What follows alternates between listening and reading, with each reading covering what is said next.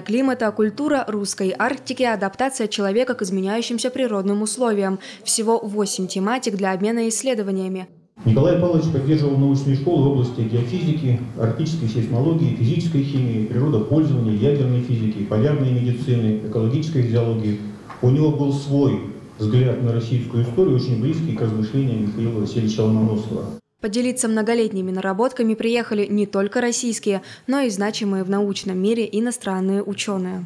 Николай Павлович Лаверов был вице-президентом Академии наук Кыргызстана. Современные ученые Центральной Азии продолжают традицию сотрудничества с Россией. Конференция стала площадкой для подписания международного договора.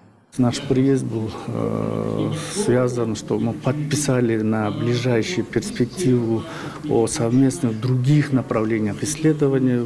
В частности, мы включаем озеро Иссык-Куль, горные экосистемы. У нас фактически в горной системе Тянь-Шань за последние 20 лет около 18% ледников оттаяли.